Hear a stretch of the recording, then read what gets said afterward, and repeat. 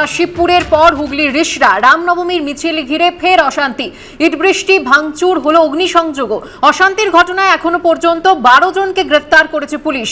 রাত 10টা পর্যন্ত রিষড়ায় ইন্টারনেট পরিষেবা বন্ধ করল প্রশাসন। এদিকে এই ঘটনা নিয়ে বাকযুদ্ধে জড়িয়েছে তৃণমূল ও বিজেপি। কার প্রভোকেশন এই জায়গা হয়েছে? they are criminals. আজকে দিলীপ ঘোষ আসার পর এই ঘটনা ঘটলো। দিলীপ ঘোষ আজকের এই মিছিলে যাবে, সেই মিছিল যা পারমিশন নিয়ে তার নাম ছিল দিলীপ ঘোষ যাবে। কল্যাণ ব্যানার্জি গেলে গন্ডগোল হয় না, দিলীপ ঘোষ গেলে গন্ডগোল হয়ে যায়। পারমিশন নেওয়ার পরে কে আসবে না আসবে সেটাকে ওনারা ঠিক করবেন না, আয়োজকরা ঠিক করবেন। হাওড়ার পর এবার হুগলির রিষড়া ফের রামনবমীর মিছিল ঘিরে ছড়ালো অশান্তি।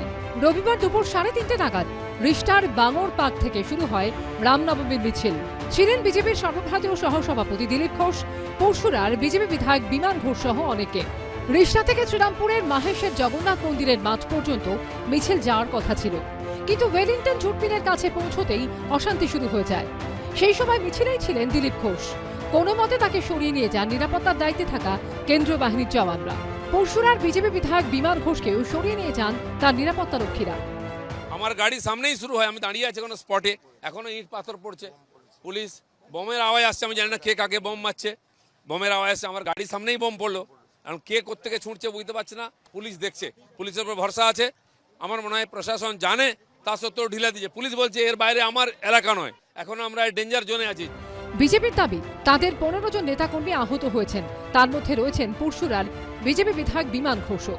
পরে চন্দননগরের পুলিশ কমিশনারের নেতৃত্বে বিশাল পুলিশ বাহিনী এসে পরিস্থিতি নিয়ন্ত্রণে আনে।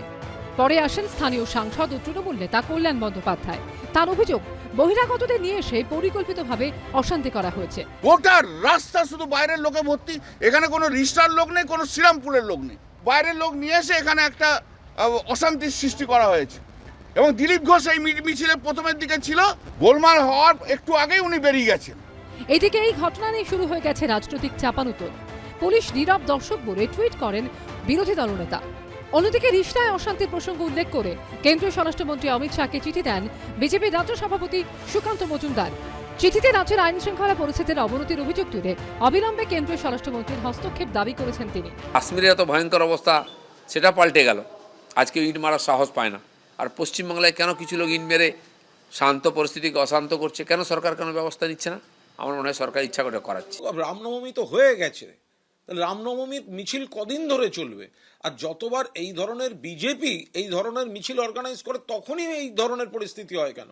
তার মানে তারা পরিকল্পিতভাবে গন্ডগোল করার জন্য প্ররোচনা দিতে তারা এই ঘটনাগুলো ঘটায়। Hooligans and the thugs will be crushed with an iron hand. They will be made to curse the day they are born.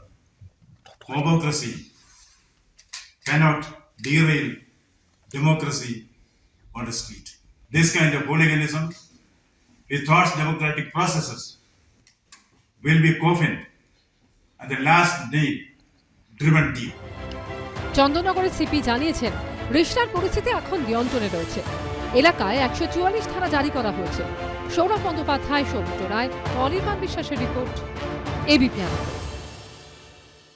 এই মুহূর্তে বিজেপি মুখপাত্র সম্বিত পাত্র তিনি সাংবাদিকদের মুখোমুখি হয়েছেন। সরাসরি চলে যাব। ओबीसी समाज अर्थात पिछड़े वर्ग के लोगों के प्रति जाति सूचक शब्द का प्रयोग करने के लिए आपत्तिजनक टिप्पणी कर ओबीसी समाज को अपमानित करने के लिए उन्हें दोषी करार दिया था और उन्हें दंडित भी किया था। और जिसका फल ये रहा, जिसका नतीजा यह रहा कि राहुल गांधी जो वायनाड से सांसद हैं, देश के कानून के मुताबिक, और वह भी वो कानून जो जब यूपीए की सरकार थी उस समय ये कन्विक्शन पर डिस्क्वालिफिकेशन होगा, यह कानून कांग्रेस द्वारा ही लाया गया था, यूपीए की सरकार द्वारा ही लाया गया था। और आपको याद है राहुल गांधी ने नॉनसेंस कह के उस ऑर्डिनेंस को भी फाड़ा था। उसी कानून के अंतर्गत राहुल गांधी जी अपने सांसद सदस्यता से लंबित अर्थात डिस्क्वालीफाई भी हुए। आज मीडिया के माध्यम से पता चला है और कल से यह न्यूज चल भी रहा है कि राहुल गांधी, उनके परिवार के लोग और कुछ मुख्यमंत्री जैसे अशोक गहलोत, भूपेश बघेल जी, उनके परिवार से प्रियंका वाड्रा, ये सारे लोग आज सूरत जा रहे हैं राहुल गांधी के साथ, और वहां पर अपील करने के नाम पर हुड़दंग करने वाले हैं, रास्ता रोको, नौटंकी करो, इस प्रकार का एक माहौल गुजरात में कांग्रेस पार्टी और राहुल गांधी जी का परिवार बनाने वाला है। बंधुगण, मुझे यह समझ में नहीं आ रहा है कि आखिरकार ये हंगामा बरपाने की आवश्यकता क्या है। आप सोच के देखिए, जहां तक भारतीय जनता पार्टी का सवाल है, हम कुछ प्रश्न राहुल गांधी और कांग्रेस पार्टी से पूछना चाहते हैं कि क्या यह हकीकत नहीं है कि राहुल जी, आपने ओबीसी, अदर बैकवर्ड क्लास, जो हमारे पिछड़े वर्ग हैं, उस जाति में आने वाले हिंदुस्तान के तमाम लोगों के लिए आपने जाति सूचक शब्द का प्रयोग किया। उन्हें आप चोर कह के आपने उन्हें संबोधित किया, उन्हें गाली दी, उन्हें अपमानित किया। और देश के कानून के अंतर्गत जब केस चलता है तो स्वाभाविक रूप से आज ढोल नगाड़े के साथ, ताम झाम के साथ, अपने परिवार वालों के साथ और कुछ मुख्यमंत्रियों के साथ आप आज सूरत जा रहे हैं। क्या आप न्याय प्रक्रिया पर प्रेशर डालना चाहते हैं? क्या आप भारत के न्याय प्रणाली जो है, न्यायपालिका जो है, इंडियन जुडिशियरी, उसके ऊपर प्रेशर डालना चाहते हैं? आपको अपील करना था, यह तो एक लोकतांत्रिक अधिकार है। आप, हम, हर कोई अपील में जा सकता है, आपको यह अधिकार निचली अदालत ने दिया था। और अपील करने के प्रक्रिया में एक ही वकील काफी होता है, या आपके एक बैटरी ऑफ वकील जाकर अपील कर सकते हैं किसी कोर्ट में। मगर वकीलों को अलग, वकील तो अलग करेंगे अपना काम, मगर वहां पर हुड़दंग करने की मानसिकता के साथ अपने मुख्यमंत्री अशोक गहलोत जी, भूपेश बघेल जी, प्रियंका वाड्रा जी, इन सब को लेके जाके आप क्या करना चाहते हैं? दूसरा, हमें आश्चर्य हो रहा है कि आपने ओबीसी के लिए आपत्तिजनक शब्द का प्रयोग किया, उन्हें अपमानित किया, और अब यह आपकी धृष्टता है। आप सोच के देखिए, आप सूरत में जाकर आज गुजरात में जले में घी और कटे में नमक डालने का काम करना चाहते हैं। ये ओबीसी समाज के प्रति उनको जिस प्रकार से आपने गाली देने का काम किया है, the way you have abused the OBC community, आज आप सूरत में जाकर जले में घी, उनका दिल जल रहा है, उस पर आप घी डालेंगे, और कटे में नमक, उनका जो घाव बना है आपके गाली से, उस पर नमक डालने और नमक मलने का काम करने वाले हैं। You are only going to augment the kind of words that you have used for the OBC community. You are only going to augment the insult that you have thrown on the OBC community by going and staging this kind of protest in Surat. Our question is, are you trying to pressurize the Indian judiciary through these gimmicks of yours? बंधुगण, मुझे आश्चर्य इस बात का है कि जहां तक राहुल गांधी और उनके परिवार का सवाल है, कोर्ट ने उन्हें एक मौका दिया था, निचली अदालत ने, द लोअर कोर्ट, उन्हें एक मौका दिया था कि राहुल जी, आप माफी मांग सकते हैं। आपने ओबीसी कम्युनिटी के प्रति जिस प्रकार के आपत्तिजनक शब्दों का प्रयोग किया है, आप चाहें तो आप माफी मांग सकते हैं। राहुल ने कहा, मैं राहुल हूं, मैं माफी नहीं मांगता। I am Rahul, Rahul does not से सॉरी। सच एरोगेंस, मैं राहुल हूं। अरे राहुल ही तो हैं, यही तो हम शुरू से बोल रहे हैं। The two arts never go together, Rahul and responsibility. Rahul और जिम्मेदारी कभी एक साथ चलते ही नहीं है। मैं राहुल हूं इसलिए मैं माफी नहीं मांग सकता हूं। क्यों? ये सेंस ऑफ एंटाइटलमेंट क्यों है? इतना एरोगेंस क्यों है? इस देश की अदालत में ये सुंदरता है, इस लोकतांत्रिक देश में ये खूबसूरती है कि किसी भी डिफेमेशन केस में अदालत आपको मौका देती है अपने भूल सुधारने के लिए। The court gives you ample platform to rectify your mistake. अगर आपसे गलती हुई है, आप कहिए, मिलॉर्ड मुझसे गलती हुई है, मैंने ओबीसी कम्युनिटी का मजाक बनाया, उनके खिलाफ आपत्तिजनक शब्द का प्रयोग कर उन्हें अपमानित किया, मैं हाथ जोड़ के माफी मांगता हूं। जैसे आपने सुप्रीम कोर्ट में कान पकड़ करके हाथ जोड़ करके, एफिडेविट लिख करके राफेल के केस में माफी मांगा था। देश के प्रधानमंत्री नरेंद्र मोदी जी के खिलाफ झूठ उगलने के लिए सुप्रीम कोर्ट ने आपसे कान पकड़वा करके माफी मंगवाया था, लिखित में माफी मंगवाया था और माफी मांगना पड़ा था। पहले तो याद करिए, सुप्रीम कोर्ट में भी ये राहुल बाबा तैयार नहीं थे माफी मांगने के लिए। सुप्रीम कोर्ट ने कहा nothing doing, you have to apologise and that too in written through an affidavit. Affidavit देके माफी मांगनी पड़ी थी। सूरत के निचली अदालत ने यह मौका राहुल गांधी को दिया था। राहुल गांधी ने अपने एरोगेंस के कारण माफी नहीं मांगी, क्योंकि उनको कटे में नमक लगाना था ओबीसी समाज के। और आज उसी अपमान को दोहराने के लिए, उसी इंसल्ट को बढ़ाने के लिए ओबीसी कम्युनिटी की तरफ आज वो अपने परिवार के साथ कूच कर रहे हैं गुजरात की ओर। जनता सब देख रही। राहुल गांधी, आप ये प्रेस कॉन्फ्रेंस जरूर देख रहे होंगे। मैं आपसे सवाल पूछना चाहता हूं, व्हाई सच डिस्डेन? हिंदुस्तान के ओबीसी कम्युनिटी के प्रति इस प्रकार का नफरत क्यों है गांधी परिवार का? Why don't you have faith in Indian judiciary?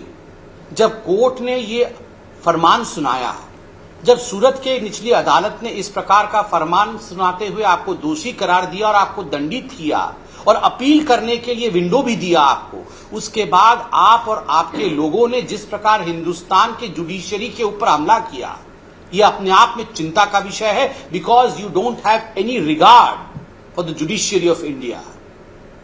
हमारा तीसरा सवाल है, why such hatred for Indian democracy? Bharat के लोकतंत्र के लिए इस प्रकार की वितृष्णा क्यों है?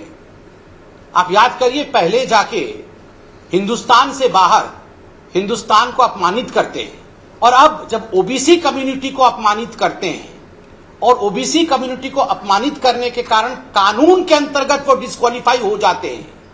लुक एट दी, आप हिम्मत देखिए कांग्रेस पार्टी की। Look at the audacity of the Congress party.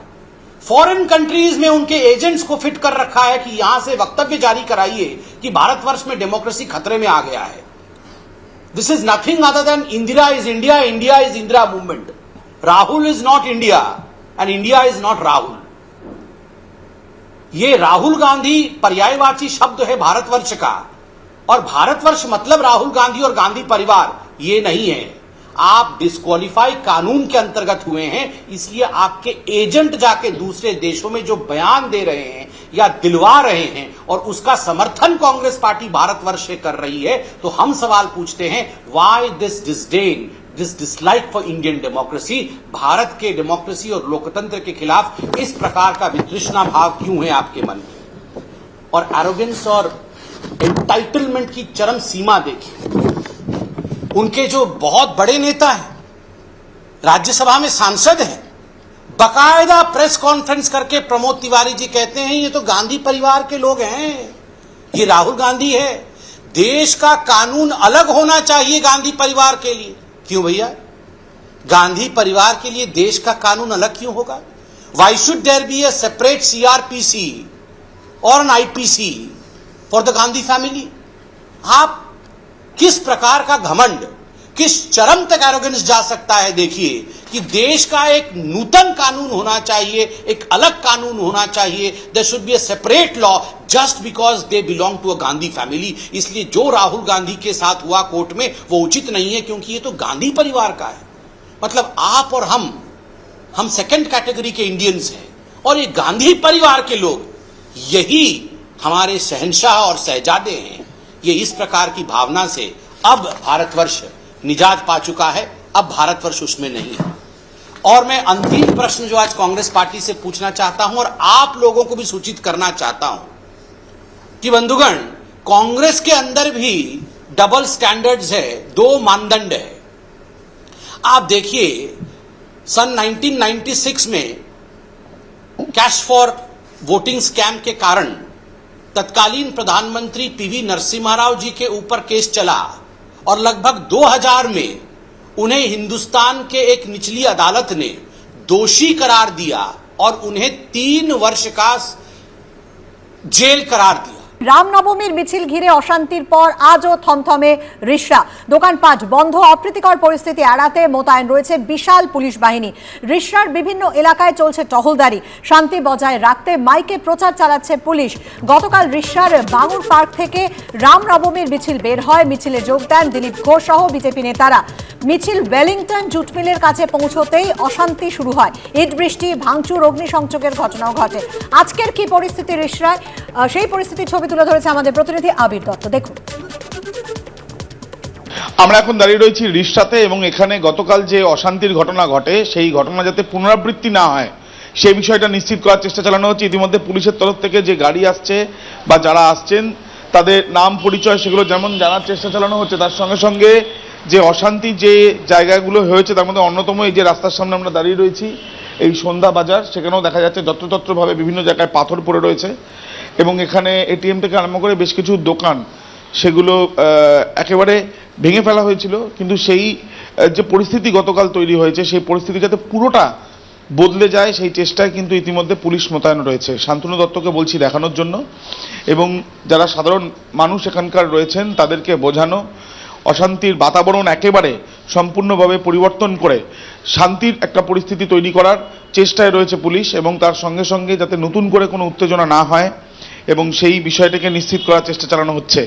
এবং যে পরিস্থিতি গতকাল তৈরি হয়েছে অগ্নিগর্ভ পরিস্থিতি, সেই পরিস্থিতির থেকে যাতে সম্পূর্ণভাবে সাধারণ জনজীবন চলে সেই বিষয়টা নিশ্চিত করার চেষ্টা চালানো হচ্ছে। একদিকে যেমন আমরা দেখছি যে পুলিশ মোতায়েন, আরেকদিকে যাতে যে দোকানপাটগুলো বন্ধ রয়েছে সেই দোকানপাট এবং সাধারণ বাজারে যে ভিড় থাকে, এই যে দেখা যাচ্ছে যারা আসছেন তাদের কাছ থেকে জিজ্ঞেস করা হচ্ছে এবং অনেকেই রয়েছেন যারা একটা আতঙ্কের মধ্যে রয়েছেন, কিন্তু সেই পরিস্থিতি থেকে তাদেরকে বার করে এনে সাধারণভাবে যাতে জীবনযাপন করা যায় সেই বিষয়টাকে নিশ্চিত করার চেষ্টা চালানো হচ্ছে। সব মিলিয়ে একটা থমথমে পরিস্থিতি রয়েছে রিষড়াতে, কিন্তু সেই পরিস্থিতিকেই বদলানোর চেষ্টায় পুলিশ। ক্যামেরায় শান্তনু দত্তর সাথে আবির দত্ত, এবিপি আনন্দ, রিষড়া।